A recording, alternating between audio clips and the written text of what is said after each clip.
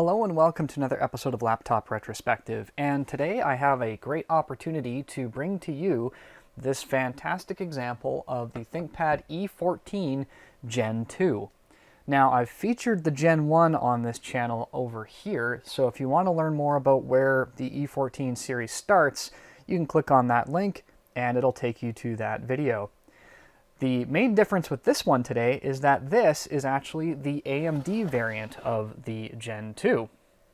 So this has, of course, the Ryzen series of CPUs, as well as the Radeon style of integrated graphics. Let's dive right in. We are looking at a 14-inch display, just like the other one, and it is a 1920 by 1080 panel. Now, here's where things get really important. There are two panel offerings with this device. One is a TN panel, one is an IPS, and they're very different indeed. So the TN is a 220 nit, 400:1 contrast ratio with a 90-degree viewing angle, which is somewhat narrow. The IPS display is 250 nits, 700:1 contrast ratio, and a whopping 170-degree viewing angle. So, in my personal opinion, the IPS panel would be an absolute must, even on a budget device like this. The CPU variants that we have inside are the AMD Ryzen 3, 5, and 7, and the 3 is the 4300U, the 5 is the 45 and 4600U, along with the 5 Pro 4650U, and then the 7 is the 4700U and the 4800U. As I mentioned earlier, we are dealing with AMD Radeon integrated graphics. RAM is 4 or 8 gigabytes soldered to the board with one DIMM expansion slot, and that does support dual channel. So if you theoretically get the 8 gigabyte solder to the board and a 16 gigabyte stick, you are looking at a maximum of 24 gigs of RAM. Wi-Fi and Bluetooth 5.1 is available through a combination of cards. There is no WWAN support on this model. One of the neat features is it does support dual NVMe SSDs. We'll talk more about that when we open it up. Some of the options that were available on this are a backlit keyboard. This one is not, and we can tell because there is no pictogram on the space bar. An infrared camera from Windows Hello, which this does not have because we only see the single 720p web camera with the Think privacy shutter built in, which is a really great feature. I really do appreciate that. Another option is the fingerprint on button, and everything else is pretty much standard. Before we continue, I do need to point out that this has the same option as the first generation E14, where you can get either the top or bottom case in PCB carbonate or a aluminum skin. Now this one, the top case is that metal aluminum, whereas the bottom case on this one is the polycarbonate plastic. And they come in every combination imaginable of those two. So just keep that in mind when you're buying these, that they're not all the same. You might want to ask the seller which parts are polycarbonate, which parts are not, because that might change how much you're willing to pay for one. Now, if we look at the ports on the right-hand side here, we do have a USB-C 3.2 Gen 1, which is used for charging. We do have a USB Type-A 3.2 Gen 1, which is also the always-on port, HDMI 1.4B, and a headphone microphone combo jack. Along the back, we have absolutely nothing. And then on the other side, we have the Kensington lock slot, a full-sized Ethernet port, which expands when the cable is plugged in, and then USB 2.0. And then along the front of the device, we have absolutely nothing. So there are no card slots to be found here. Now, if we turn the device over, we can see all of the regulatory labels and all of that good stuff. And then in very faint print down here, it says ThinkPad E14 Gen 2. Now to open this up, all we need is our trusty screwdriver. So we're going to go ahead and spin out the 5 screws on the bottom of the machine until they spin freely because they are captive. And with those screws out of the way, we are just going to gently encourage the plastic cover up. And I'm going to start around the Kensington lock slot and then work my way along the back, just ever so gently. All right, this one is a tight fit, so we're going to switch over to my budget plastic pry tool, the old gift card.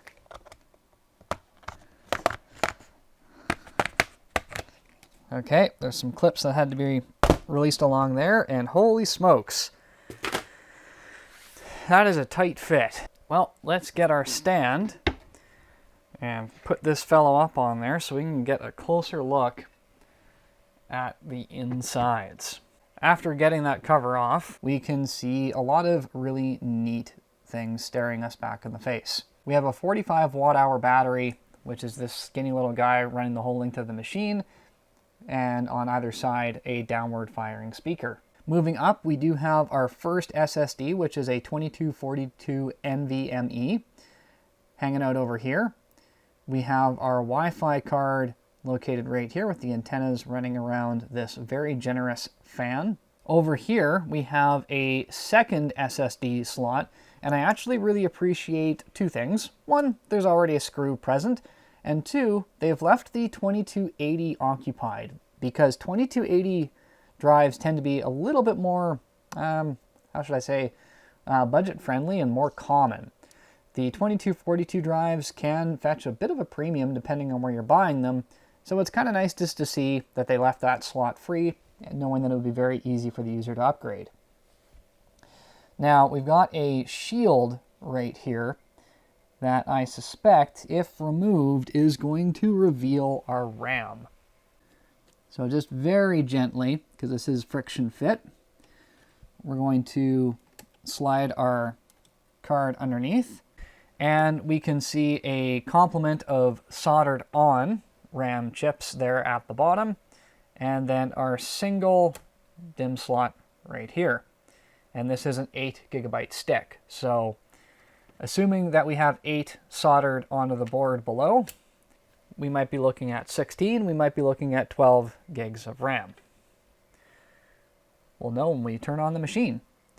And in the meantime, this shield can just go right back into place. All right, we have a few other connectors, of course, and if you wanted to replace the keyboard on this, you are looking at disassembling the entire thing. So you just got to keep that in mind. But overall, no wasted space really whatsoever. Maybe a little bit over here, but that's about it. So let's throw the cover back on and see what we get in terms of performance and boot times. All right, with everything back together, let's go ahead and open this up and turn it on.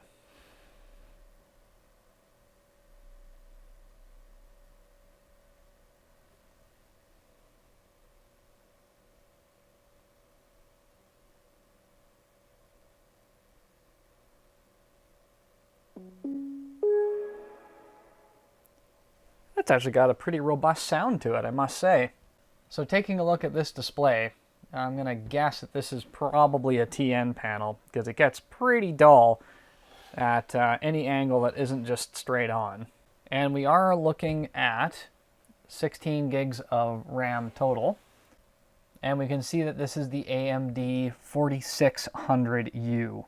Now, the Gen 2s are just coming off of their warranty packages. In fact, this one has 1 month remaining, and that's because the most basic warranty was provided. So if you are seeing the E14 Gen 2s, then there's probably a good chance that there is still going to be some warranty left on these, which is always nice, because then that way, if anything does go wrong, you're covered directly by the manufacturer, which is always a bit of a plus to know that you've got that backup. The touchpad surface is really, really great. It's got good clicks along the bottom, no click up at the top. And of course, the click buttons for the track point perform exactly as well as you would hope that they would. The keyboard is great. The track point is nicely recessed.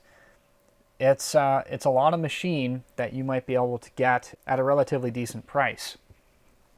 And the AMD variants also are fairly attractive just because of how strong some of these mobile CPUs of this generation are. At any rate, ladies and gentlemen, I hope you enjoyed this quick tour of the E14 Gen 2. I think that there is a lot still to be liked with the E14 series here. We do have some RAM being soldered on. but we still maintain the ability to use two SSDs, which is good to see. If I ever get the chance to take a look at a Gen 3, it'll be interesting to see what they keep and what might be replaced or changed. With that being said, I hope you enjoyed the video, and if you did, please consider doing the big four. Like the video, share, subscribe, and hit that notification bell so the next time I feature an E14 on this channel, or other ThinkPad, or other laptop, you'll be the first to know about it. Thank you so much, and I will see you next time.